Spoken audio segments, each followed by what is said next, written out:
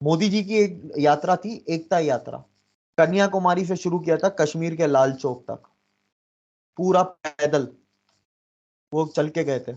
और भारत जोड़ो यात्रा से ज्यादा भीड़ थी उस टाइम पे। This is me and Sheikh watching my YouTube channel. तो व्यूवर्स, हमारे साथ इस टाइम देविक कुमार मौजूद हैं और देविक से एक बहुत ही अहम इशू पर आज बात करने जा रहे हैं, जो कि इंडिया और पाकिस्तान के पॉलिटिशियन से रिलेटेड है। तो first of all Devik, thank you so much, आपने हमें ज्वाइन किया और यहाँ पर अपनी कीमती राय रखेंगे। Thank you so much. Thank you मुझे बुलाने के लिए, शुक्रिया। अच्छा देविक, फर्स्ट ऑफ ऑल तो हम देखते हैं कि एक तरफ prime minister Narendra Modi, second तरफ हमारे अपने सारे अभी तक के जितने भी हमारे प्राइम मिनिस्टर हैं उन सबको ले लेते हैं। चलो उन सबको भी नहीं लेते, अभी करीबी के 5-6 को ले लेते हैं। तो हम थोड़ा सा इसमें कंपैरिजन करेंगे कि एक प्राइम मिनिस्टर और इतने सारे प्राइम मिनिस्टर्स में से कौन सा काम पाकिस्तान के लिए किस प्राइम मिनिस्टर ने किया है। अगर हम मोदी जी की बात करें तो प्राइम मिनिस्टर नरेंद्र मोदी एक ऐसा नाम है पाकिस्तान के लिए कि जिनको बहुत बुरा का समझा जाता है सोशल मीडिया पर प्रोपोगंडा करने के लिए, कभी चाय वाला और कभी गुजरात का कसाई कहा जाता है। तो लेकिन हम अगर हकीकत देखें एक तरफ, तो हकीकतन उन्होंने 2014 से 2023 तक इंडिया को ऐसा बना दिया है कि आज दुनिया भर से इंडिया के अंदर इन्वेस्टमेंट, दुनिया भर से इंडिया के लिए इज्जत एहतराम, प्राइम मिनिस्टर नरेंद्र मोदी के लिए, इंडियंस के लिए वीजा फ्री और इस तरह के इकदाम हम देखते हैं दुनिया की नजर से। अब हम दूसरी जानब अपने प्राइम मिनिस्टर्स की बात करें तो हमारे प्राइम मिनिस्टर्स में हम पीछे जाते हैं, अभी करंट की बात करते हैं कि नवाज शरीफ पहले थे, शहबाज शरीफ आए, बिलावल भुट्टो, उसके बाद इमरान खान भी, और फिर उसके पहले हम देखें तो मुशर्रफ। इनमें से कोई एक प्राइम मिनिस्टर का एक काम जो कि प्राइम मिनिस्टर नरेंद्र मोदी के इस सारे टिन्योर के अंदर हमें नजर आया, एक काम आपकी नजर से कोई एक काम जो हमें नजर आया हो हमारे प्राइम मिनिस्टर्स में। देखिए अभी तो लंबे पे तो नहीं जाएंगे, क्योंकि लंबे में अब इतनी बुराइयां कौन बैठ के करेगा, खामियां गिनवाएगा। लेकिन अगर हम रिसेंट की बात करें 14 से लेकर अब तक की, शहबाज शरीफ, शाहिद खाकान अब्बासी, इमरान खान, शहबाज शरीफ, और अभी कोई जो अगले हफ्ते फिर नया हमारा नया पीएम आ रहा है, केयर टेकर। और मोदी जी के टेन्योर की बात कर रहा हूँ, उधर सिर्फ एक मोदी, और इधर हम मैंने आपको नाम गिनवा दिए प्राइम मिनिस्टर्स के। ठीक है। अगर मैं बात करूं, पहले तो मैं पाकिस्तान की बात करता हूं, ठीक है। शहबाज शरीफ और नवाज शरीफ मुझे बहुत पसंद है। उसकी एक वजह है, मुझे इसलिए नहीं पसंद कि यार वो ईमानदार बहुत ज्यादा है, या वो पाकिस्तान को यहां से यहां पहुंचा देगा। बात यह है कि अवेलेबल लीडर्स जो हमें है ना, so called available selected leaders में से he is one of the best. और वो इसलिए नहीं है कि यार वो तकरीरें बहुत अच्छी करता है, मैं तकरीरों वाला बंदा नहीं हूँ। मैं डेटा देखता हूँ, और डेटा ये बताता है कि नवाज शरीफ के टेन्योर जब जब आया है, तब तक पाकिस्तान में करप्शन नीचे गई, जीडीपी ऊपर गई, रुपी स्ट्रांग होता है, फॉरेक्स रिजर्व बढ़ जाता है, हमारे रिश्ते सारे मुल्कों से अच्छे हो जाते हैं, चाहे अरब हो चाहे वेस्ट हो। या इंडिया से कोशिश भी करता है, 2 दफा कोशिश भी दोनों तरफ नवाज शरीफ ने की। एटमी बम का फैसला नवाज शरीफ ने लिया, वो भी नवाज शरीफ के हिस्से में वो आती है। तो मैं ट्रैक रिकॉर्ड के ऊपर बात कर रहा हूँ, मैं ये नहीं कह रहा कि यार वो करप्ट नहीं है। ठीक है, अच्छा मुझे उसके बिलेनियर होने से मसला नहीं है, क्योंकि मैं पाकिस्तानी अवाम की तरह जाहिल नहीं हूँ, मुझे पता है कि वो 47 में भी बिलेनियर थे। वो सियासत में आने से पहले भी बिलेनियर थे, मुझे उनका बिलेनियर होने से मुझे कोई ऐसा खास इशू नहीं है। वो है तो वो पहले से ही थे, वो सियासत में आने से पहले। लेकिन एक चीज है कि अब हम शाहिद खाकान अब्बासी की बात करते हैं, जबरदस्ती निकाला गया, अब पहले जैसे निकाला गया, आपके पास प्रूफ है, आप नवाज शरीफ को निकालें, मुझे कोई इशू नहीं है, निकाल के उसको जेल में डालें, जो करना है करें। बात होती है प्रूफ की। निकाला, डिस्क्वालीफाई किस चीज पे किया, इकामा, कि वो प्राइम मिनिस्टर ऑफिस से सैलरी नहीं लेते, लेकिन अपने बेटे से सैलरी लेते हैं। अब एक कॉर्पोरेट लॉ में आपको बता दूं, कंपनी का जो चेयरमैन होता है या कंपनी का जो मेन शेयर होल्डर होता है, ठीक है, वो कंपनी पेमेंट्स देती है, एज अ सैलरी देती है, या रिम्यूनरेशन भी देती है, डायरेक्टर्स को देती है। जिस कंपनी से ये पेमेंट सैलरी या रिम्यूनरेशन मिलती थी नवाज शरीफ को, वहां पर वो डायरेक्टर था, लेकिन उसका मेजर शेयर होल्डर या मेजर जो इक्विटी थी उस कंपनी की, वो इसके बेटे के पास थी।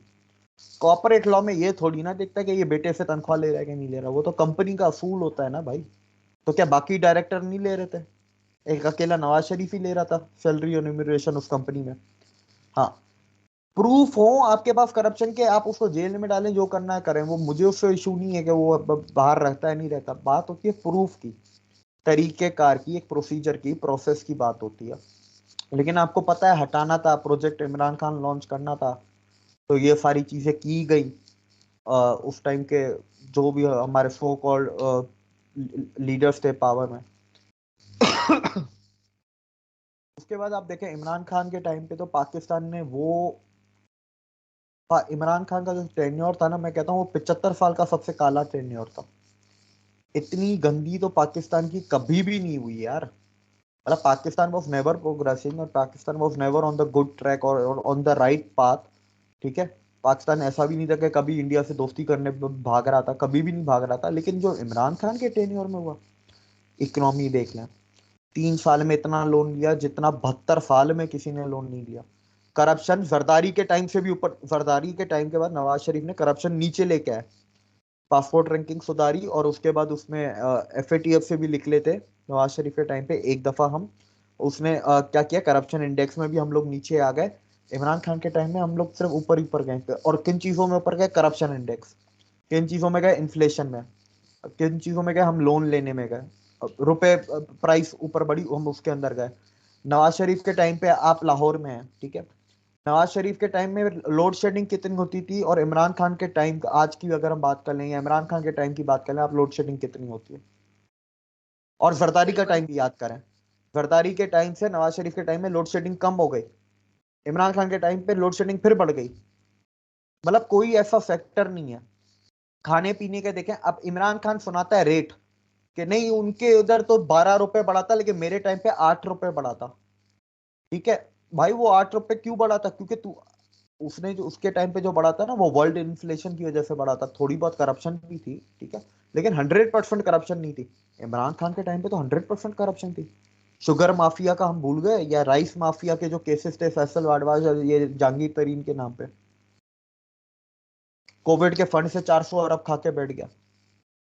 पाकिस्तान का वाहिद लीडर, वाहिद पॉलिटिकल लीडर इमरान खान, जिसने कॉन्स्टिट्यूशन को फाड़ा, कॉन्स्टिट्यूशन की इज्जत नहीं की, कॉन्स्टिट्यूशन को फाड़ा, दैट इज अ ट्रीजन। उसमें सजाए मौत बनती है, उम्र कैद बनती है, लेकिन अभी तक बाहर है। इमरान खान के टाइम पे आप देखें क्या कुछ नहीं हुआ है। फॉरेन फंडिंग के केसेस, आज तक किसी के ऊपर फॉरेन फंडिंग, नवाज शरीफ मोदी का यार है, पर उसके उसके पास कभी इंडिया से पैसे तो नहीं आए ना, ना इसराइल से आए ना अमेरिका से आए। इमरान खान के पास तीनों से आए हैं। इमरान खान के पास इसराइल से भी आए हैं, इंडिया से भी आए हैं, अमेरिका से भी आए, तीनों जगह से पैसे आए हैं। यार ये चीजें समझ में नहीं आती हमारे। फिर आप देखें इनकेपेबल तो हैं, जो मैं कहता हूँ corruption is not the biggest issue. मैं नवाज शरीफ में हर बार बोलता हूँ, करप्ट तो दुनिया के भाई वो लीडर भी हैं जो आप लोगों को बहुत अच्छे अच्छे लगते हैं ना, वो हद से ज्यादा करप्ट है। ठीक है, लेकिन कैपेबिलिटी भी एक नाम की चीज होती है, और एक इंटेंट इंटेंट होता है। Vladimir Putin is individually he is most corrupt leader in the world, individually. ठीक है, लेकिन आप ये देखें कि व्लादिमीर पुतिन जब प्रेसिडेंट बने थे, 99 में बने थे कि 2000 में बने थे, मैं साल फिर कंफ्यूज कर रहा हूँ, भूल गया। उस वक्त Russia was almost on the verge of bankrupt. जो आज पाकिस्तान की हालत है, रशिया की वो हालत थी। वहां से रशिया को आज कहाँ पुतिन लेके आ गया। पुतिन ने, आपको पता है, लास्ट वीक की बात है या 5-6 दिन पहले की बात है, पुतिन ने $28 बिलियन का लोन माफ किया अफ्रीका के मुल्कों पे। कहाँ बैंकरप्सी पे था, आज मिलिट्री सुपर पावर भी है। ठीक है, दुनिया का one of the major power है, जियो पॉलिटिकल पोल भी है। इन्हीं 20-23 सालों में उसने $28 बिलियन का लोन देके माफ भी कर दिया। मतलब वो इतना स्ट्रांग है इकोनॉमिकली कि वो माफ कर सकता है $28 बिलियन। वो ये और बर्डन यहाँ बर्दाश्त कर पे सकता है। तो ये इंटेंट की बात है कि यार मेरे को अगर खाना है तो जितना मेरा मुल्क तरक्की करेगा उतना मेरे को ज्यादा खाने को मिलेगा। मेरे करप्शन के असासों में वो होगा। एक इंटेंट की भी बात होती है ना। सही आप बात है। पहले करप्शन रख रहे हो कि पहले मुल्क रख रहे हो, तो पुतिन ने बोला पहले मुल्क फिर करप्शन, लेकिन करूंगा मैं दोनों। ठीक है, तो पुतिन ऐसे सोर्सेज आप देखें, इसका कोई प्रूफ तो नहीं है, लेकिन ऐसे बातें हैं। पुतिन के पास 700 से ज्यादा विलाज हैं, उसके पास कोई 34 प्राइवेट जेट्स हैं, 16 हेलीकॉप्टर्स हैं, हजारों गाड़ियां हैं, and he has more than $20 billion in personal assets. $20 billion personal assets में, ये न्यूज रिपोर्ट्स कहती हैं, और कुछ लोग ये कहते हैं कि इससे भी कई ज्यादा, 100 बिलियन से ज्यादा भी हो सकता है। दुनिया का सबसे ज्यादा तेल Russia, gas Russia, fertiliser Russia, एक चीज। उसके बाद क्या, डायमंड दुनिया के सबसे ज्यादा रशिया। रशिया की आबादी कितनी है? 2 करोड़। सॉरी, मैं आबादी में भी गलती कर गया, मतलब कम है, बहुत कम है आबादी रशिया की। मतलब उसके रकबे की और उसके जो असासों के हिसाब से उसकी आबादी बहुत ज्यादा कम है। मैं आबादी में कंफ्यूजन कर गया। देखो देविक, एक बात मैं जानती हूँ कि एक लीडर जितना मर्जी करप्ट हो, जितना मर्जी करप्ट हो, अगर उसका मुल्क उसके टिन्योर के अंदर ग्रो कर रहा है, इकोनॉमी बूस्ट कर रही है, दुनिया उसकी तारीफ कर रही है, दुनिया जो है उसको सराह रही है, दुनिया उसमें इन्वेस्ट कर रही है, दुनिया उसको देख रही है कि ये हमारे अलावा कहीं ना जाए, तो उस लीडर का करप्शन करना भी जायज बनता है। अगर हमारे मुल्क के कोई एक लीडर करप्शन जायज के नहीं, साथ, जायज नहीं बनता, लेकिन इतना बनता है कि अवाम नजरअंदाज कर दे, ये कह सकती हैं। जायज नहीं हाँ, बनता, वो नजरअंदाज जो करना बन जाता। जो भी ले लो, लेकिन खैर वो करप्शन भी करे तो फिर भी माफ कर देनी चाहिए कि चलो यार, मुल्क को तो सवार ही है, हमें तो रोजगार मिल रहा है, हमें तो रोटी मिल रही है, और रोटी के लाले तो नहीं है। मतलब इन चीजों को तो हम देख सकते हैं ना कि हमें सहूलियात मिल रही है, अगर वो अपनी सहूलियात के लिए थोड़ा बहुत करे तो कोई मसला नहीं। हमारे मुल्क के अंदर देखते हैं कि सिर्फ करप्शन, सिर्फ खाना, सिर्फ खाना, सिर्फ खाना, और वो भी मतलब हमारा लेके हमें ना देना, खुद ही खा जाना। तो इस तरह की चीजों को तो फिर कोई भी बर्दाश्त नहीं करता। लेकिन हाँ, मैं ये नहीं कहती कि बर्दाश्त नहीं करता, लेकिन हमारे जो अपने ममालिक के जो अवाम है, जितनी भी पाकिस्तानी अवाम है, वो इतनी की जाहिल है, इतनी की जाहिल है, जो इतना खा रहा है उसी को सपोर्ट कर रहे हैं, जो इतना खा रहा है उसी को सपोर्ट कर रहे हैं। आज तक यही होता आ रहा है कि इनको पता ही नहीं चल रहा कि हमने कौन सा लीडर किस टाइम में सिलेक्ट करना है, लेकिन नहीं, बस एक के पीछे लग गए देखे तो बस लग। आनंद, देखे अगर मेरे पास भी ऑप्शन कोई ऐसा होता, हमारा मुल्क भी अगर 100% डेमोक्रेटिक होता, तो शायद मैं खुद ही लीडर बन जाता, रजिस्टर करवा के अपने आप को, या कोई दूसरा आता तो मैं उसको सपोर्ट करता। लेकिन बात वही है, हमारे पास ऑप्शंस नहीं है। जब ऑप्शंस नहीं होते ना, तो आप डेटा देखते हो, और डेटा में है ना, नवाज शरीफ है ना, बाकियों से तो 1000 गुना बेहतर है। पाकिस्तानी बाकी लीडर से 1000 गुना बेहतर है। मैं उसको वर्ल्ड लेवल पे कंपेयर नहीं कर रहा, मैं हाँ, पाकिस्तान में अवेलेबल लीडर से कंपेयर कर रहा हूँ नवाज शरीफ को। वो 1000 गुना देखो बेहतर ना, है। ये गद्दारी का ये भी तो लग गया ना कि वो मोदी का यार है।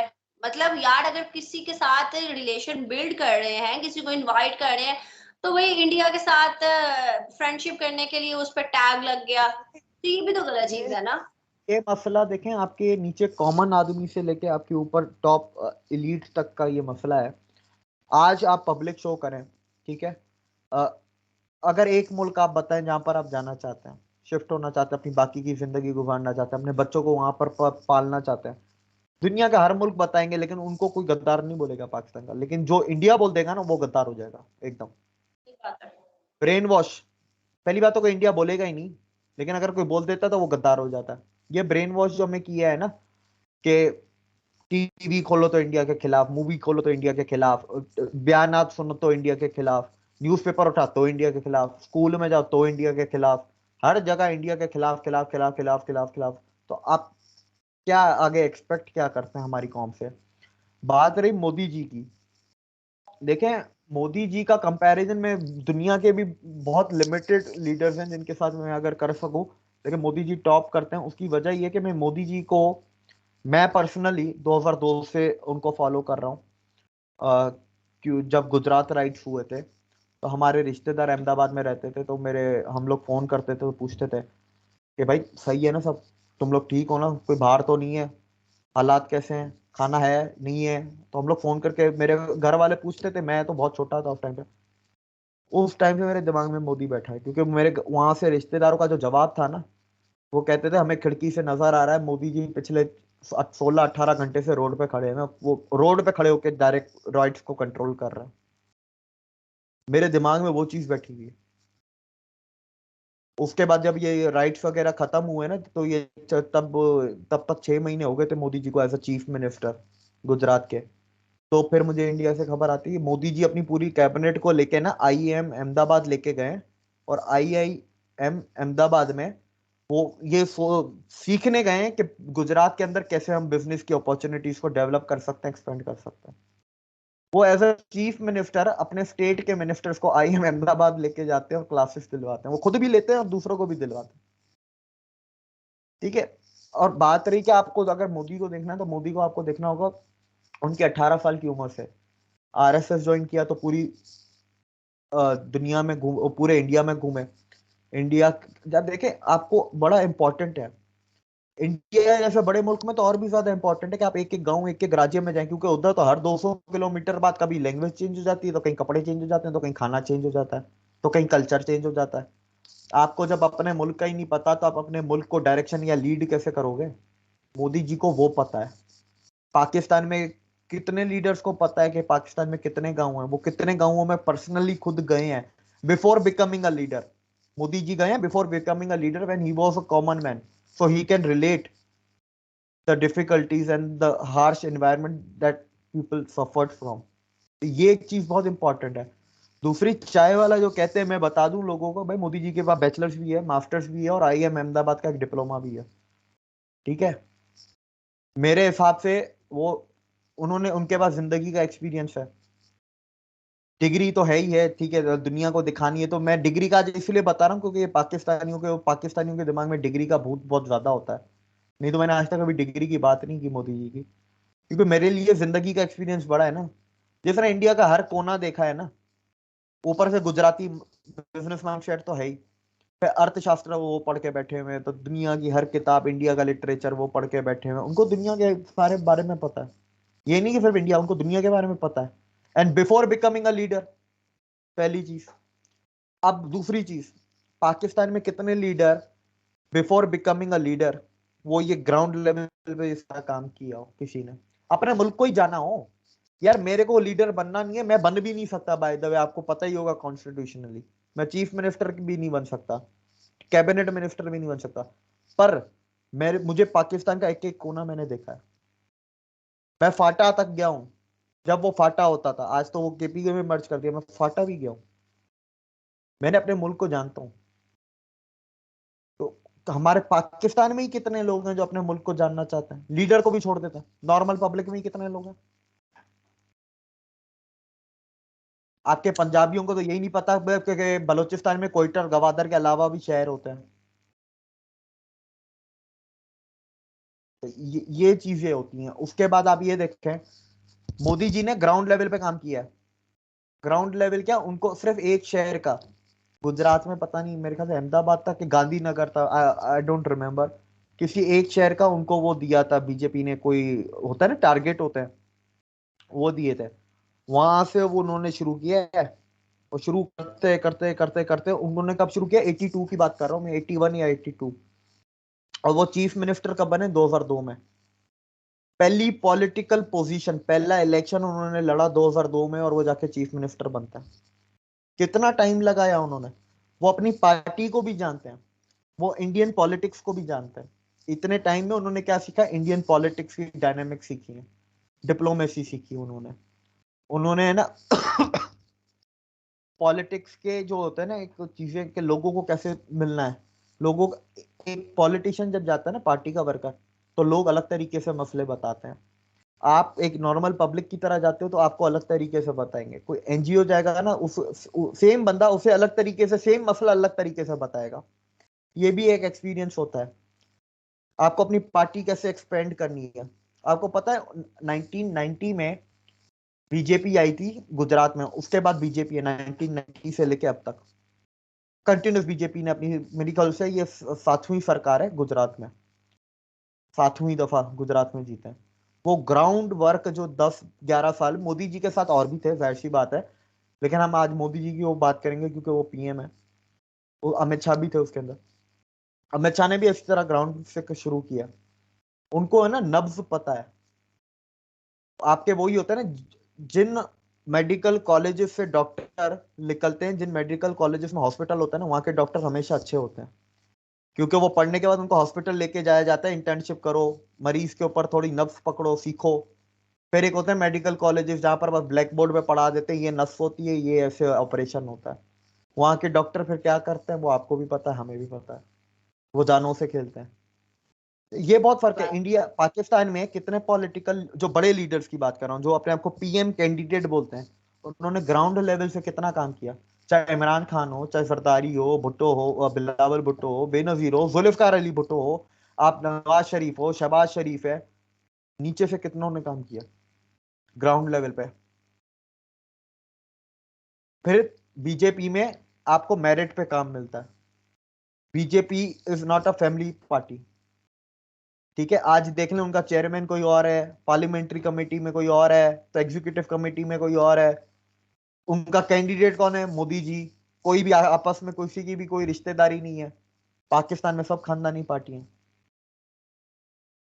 जस्ट लाइक कांग्रेस या बाकी इंडिया की 22 और पॉलिटिकल पार्टीज जो खानदानी पार्टी हैं। 22 पार्टियां ऐसी और बड़े लेवल की।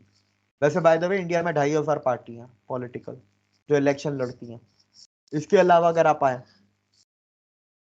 मोदी जी 2002 में आए, तो उन्होंने सिंसियरिटी कितनी दी, इंटेंट क्या था।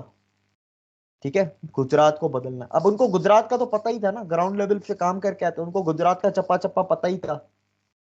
ठीक है, अब उनको वो एग्जीक्यूट करना था, उनके पास इंफॉर्मेशन भी थी, प्लानिंग भी थी, पेपर वर्क भी था। अब सबसे इंपॉर्टेंट चीज जो आती है, पेपर वर्क वगैरह आप दूसरों से भी करवा सकते हो, एग्जीक्यूशन है ना हमेशा लीडर खुद करवाता है। Execution is the most important thing in any form of business, चाहे पॉलिटिकल बिजनेस हो या कमर्शियल बिजनेस हो या एजुकेशन हो, एग्जीक्यूशन इंपॉर्टेंट होती है। मुझे आता सब है, लेकिन मैं पेपर में जाके मार्क्स नहीं लेके आता। एग्जीक्यूशन मेरी फेल हो गई ना, पर आता मुझे सब है। मुझसे सवाल पूछ लो, आता सब है मेरे को। पेपर में नहीं लिख पाता, फेल हो गया। तो execution is very important. Modi ji ने वो सीखा कैसे, आईएम में जाके एग्जीक्यूट कैसे किया जाए। गुजराती माइंडसेट तो था ही। ठीक है, बनिया दिमाग। वो तो गुजरातियों से तो कोई जीत के, गुजराती और मारवाड़ी इनसे कोई कारोबार में जीत के दिखा दे तो मैं मान जाऊंगा। आप इसमें उन्होंने इम्प्लीमेंट करते गए। एक भी ऐसी चीज को नहीं छोड़ा, चाहे पानी हो, गुजरात में पानी का मसला, इंटरनेट का मसला, लाइट का मसला, गुजरात में हर किस्म का मसला था बाय द वे 2002 में। कोई एक ऐसी चीज नहीं थी जिसका मसला ना हो गुजरात में। दंगों का मसला आप देखें, 2002 से लेके अब तक कोई दंगा नहीं हुआ गुजरात में, एक भी दंगा नहीं हुआ। और 2002 से पहले का देखें, कितने दंगे हुए? 85, 87, 92, 95, 97, 98, 2002। उससे पहले जाएंगे तो और दंगे हुए हैं। ये चीजों में बहुत फर्क होता है। फिर क्या है कि लोग लोग अपील कैसे होते हैं। पहली चीज तो उनकी एक खासियत है, फैमिली पॉलिटिक्स नहीं है। ठीक है, फैमिली की इंपॉर्टेंस नहीं है। इंपॉर्टेंस मतलब वो फाइनेंशियल इंपॉर्टेंस नहीं देते फैमिली को। फैमिली को मतलब वैसे तो इंपॉर्टेंस है, फैमिली की जो होती है ना फाइनेंशियल इंपॉर्टेंस, वो नहीं देते। कि नहीं मैं पीएम बना तो मेरे को, मेरे भाइयों को नौकरी दे दो, मेरे भाइयों को पैसा होना चाहिए, अच्छी गाड़ी घर होना चाहिए, वो नहीं। अच्छा, अब इसके बाद आप आ जाएं कि आपने भारत जोड़ो यात्रा तो आपने देखी होगी, लास्ट ईयर सुनी भी होगी, देखी भी होगी सोशल मीडिया पे, राहुल गांधी का ड्रामा। मोदी जी की एक यात्रा थी, एकता यात्रा, 89 में, 89 की एंड में, और वो 90 तक चली थी, 90 में जाके खत्म हुई थी, 90 की जनवरी में। कन्याकुमारी से शुरू किया था कश्मीर के लाल चौक तक, पूरा पैदल वो चल के गए थे। और भारत जोड़ो यात्रा से ज्यादा भीड़ थी उस टाइम पे। वो अलग बात है, अब हमारे पास मीडिया नहीं है तो साबित कैसे करें, आंखों देखी जो लोग उस भीड़ में शामिल थे। या आप इंडिया के वो पुराने अखबार या दूरदर्शन के निकालेंगे तो आपको वो मिल जाएगी आर्काइव में। इससे ज्यादा भीड़ थी, और वो पैदल गए थे। राहुल गांधी का आपको पता है, वो हाईवे पे कभी पैदल नहीं चले, वो शहरों के बीच में पैदल चले, शहर की शुरुआत से एंड तक। हाईवे पे फिर उनके पास एक वैनिटी वैन होती थी, प्रॉपर बॉलीवुड स्टार्स वाली, फिर आगे ट्रेवल करते थे। आपको पता है 260 करोड़ का कॉन्ट्रैक्ट दिया कांग्रेस ने, ये पूरा भारत जोड़ो यात्रा में जितने वैनिटीज थी, एक वैनिटी नहीं थी, बहुत सारी वैनिटीज थी, इनका टोटल किराया 200। न्यूज़पेपर में भी आया इंडिया के। और उस टाइम पे गए थे 1990 में, लाल चौक पे तिरंगा लगाया था, जब 1990 वो टाइम है जब कश्मीर सिर्फ आतंकवाद का था। उस टाइम पे आर्मी का कंट्रोल कश्मीर पे इतना नहीं था जितना टेररिस्ट का था, क्योंकि 89 में जेनोसाइड हो चुका था कश्मीरियों का। आज भी वीडियो यूट्यूब पे पड़ी होगी मेरे, मैं आपको ढूंढ के भेजूंगा, छोटी सी क्लिप है। ठीक है, और अभी रिसेंटली भी उन्होंने पार्लियामेंट में भी बात की, उस टाइम की भी एक क्लिप पड़ी हुई है। कि किसी के माई का लाल में दम है, किसी ने माँ का दूध पिया है तो मैं लाल चौक पे आके कल तिरंगा इतने बजे लगाऊंगा, ना बुलेट प्रूफ जैकेट होगी ना सिक्योरिटी होगी, हो ही नहीं सकती, क्योंकि मोदी जी के पास कोई पॉलिटिकल पोजीशन ही नहीं थी उस टाइम पे। वो एमएलए भी नहीं थे, एमएनए एमपीए कुछ भी नहीं थे। वो 2002 में डायरेक्ट बने हैं। आप ये देखें ना कितना टाइम उन्होंने ग्राउंड पे काम किया, तो लोग इसीलिए प्यार भी करते हैं। बिल्कुल, तभी तो देखो उनके विजन से ही आज इंडिया इतना आगे है। और अगर हम देखें तो 1990 में पाकिस्तान की इकोनॉमी इंडिया से बहुत बेहतर थी और 1990 के एंड तक। लेकिन 1991 में इंडिया के थिंक टैंक्स ने कंसेंसस के साथ एक बहुत बड़ा डिसीजन लिया कि इंडिया की इकोनॉमी को लिबरलाइज किया, और उसकी वजह से इंडिया जो है आज यहाँ तक आ पहुंचा है। लेकिन पाकिस्तान में ऐसा कोई भी इकदाम नहीं किया गया। दूसरी जानी पाकिस्तान की ही बात करें, पाकिस्तान के प्राइम मिनिस्टर जो आता है अपना स्लोगन लेके आता है। जैसे हम पहले की बात कर ले तो अपने कपड़े उतार के, अपने कपड़े बेच के, तो मैं आटा दूंगा, रोटी दूंगा। दूसरे की तरफ देखें तो तब्दीली मतलब लेकर आऊंगा, तब्दीली तब्दीली रोते रहे। तीसरे को देखें तो इस्लाम के आड़े इस्लाम का नाम लेके पाकिस्तानी लोग को गुमराह करते रहे। और अब एक और की बात कर ले तो उनको ना पाकिस्तान की जुबान आती, पाकिस्तान को उर्दू भी नहीं सही से बोलनी आती, सारी जिंदगी बाहर रह के और आज आके पाकिस्तान को कश्मीर दिलवाना चाहते हैं। तो मतलब हर किसी की अपनी अपनी यहाँ आके राय और अपनी अपनी भाषा बनती गई, अपने अपने जो है अल्फाज और अपने अपने स्लोगन बनाते गए। तो इसमें पाकिस्तान कैसे तरक्की कर सकता है? खैर, हमारे देखने वाले जो व्यूअर्स हैं, आपकी एक बात को मैं करेक्ट करता चलूं, 1991 में इंडिया की इकोनॉमी के हालात बहुत ज्यादा बुरे थे, लेकिन पाकिस्तान से ज्यादा बुरे नहीं थे। तभी डेटा निकाल के देखिएगा, पाकिस्तान के हालात इंडिया से बेहतर थे 50s and 65 till 65 war, 50s का टाइम और टिल 65 की वॉर तक। तब तक पाकिस्तान वॉज एशियन टाइगर और इंडिया के तो खाते में भी नहीं था। लेकिन बस वही अयूब खान को जंग का भूत चढ़ा, तो बस आप समझे उसके वो ऑर्गेनिक ग्रोथ होती ना, वो थी डेवलपमेंटल लोन्स और पॉलिसी मेकिंग, और ये अच्छी चीज है। अब अगर जब आप 91 का डेटा निकालेंगे, 90 और 91 का, तो उस डेटा में आपको एक ही ढंग की चीज मिलेगी कि पाकिस्तान के फॉरेक्स रिजर्व इंडिया से ज्यादा थे। ठीक है, एक ही ढंग के, बाकी सारी चीजें इंडिया की बेहतर थी। और वो क्यों थी? अफगान वॉर 89 में अफगान वॉर खत्म हुई थी, कंटेनर भर भर के डाला रहे थे। और एक और चीज मैं ऐड इसमें कर दूं, चलें वो फिर कभी ये करेंगे। बिल्कुल सही। एंड बड़ी एक और चीज मैं बताना चाहूंगी कि दुनिया के लिए इंडिया ने अपनी इकोनॉमी को ओपन किया, ट्रेड को ओपन किया, इन्वेस्टमेंट को ओपन किया, इंडिया को खोल के रख दिया कि जो आए और मतलब इन्वेस्टमेंट आए। फिर उसके बाद जो दुनिया के मतलब लीडर्स हैं या दुनिया के जो बड़े बड़े इन्वेस्टर्स हैं उनको अट्रैक्ट करना शुरू किया कि पाकिस्तान आज तक ऐसी पॉलिसीज नहीं बना सका। और ये विजन की बात होती है, हम कितने मर्जी लीडर ले आए, अगर किसी के पास विजन नहीं होगा तो कभी भी कोई भी कंट्री आगे नहीं जा सकती। बाकी खैर, देखने वाले जो व्यूअर्स हैं उनसे रिक्वेस्ट है कि अपने जो कीमती राय है वो दीजिएगा कमेंट बॉक्स में। और आपको क्या लगता है कि प्राइम मिनिस्टर नरेंद्र मोदी के हिसाब से कोई ऐसा लीडर पाकिस्तान में कभी आया या आएगा? इस पर आपकी क्या राय है, आप भी बताइएगा कमेंट बॉक्स में। हमें दी एक चीज, इजाजत। जिस दिन ग्राउंड लेवल से आएगा ना, उस दिन बताने की जरूरत भी नहीं पड़ेगी किसी को, ना किसी को पूछने की जरूरत पड़ेगी। ये डायरेक्ट डायरेक्ट ऊपर के खानदानी लोग आएंगे ना। एक चीज मैं आपको और बोलूंगा, पाकिस्तानी आवाम से जाके पूछिएगा, इंडिया ने पब्लिक आप रिएक्शंस करती हैं, 62 में इंडिया ने जंग लड़ी चाइना के साथ, 65 में पाकिस्तान के साथ, 67 में फिर चाइना के साथ, 71 में फिर पाकिस्तान के साथ। 10 साल के अंदर 4 जंगें लड़ी। ठीक है, फिर भी आज इंडिया इधर है, पाकिस्तान क्यों नहीं है? पाकिस्तानी पब्लिक का मैं इसके ऊपर जवाब सुनना चाहता हूँ। बिल्कुल सही। उम्मीद करती हूँ कि व्यूअर्स को ये वाली एंड वाली बात भी अच्छी लगी होगी, और इस पर जो है मैं पब्लिक रिव्यूज भी लूंगी, लाजमी लूंगी। और देखते हैं हमें क्या जवाब मिलते हैं पाकिस्तान की पढ़ी लिखी आवाम से। तो इसी के साथ इजाजत चाहूंगी। हमें दे इजाजत। मैं और दिविक मिलेंगे फिर एक इंशाल्लाह नए टॉपिक के साथ। तब तक के लिए अल्लाह हाफिज। Thank you.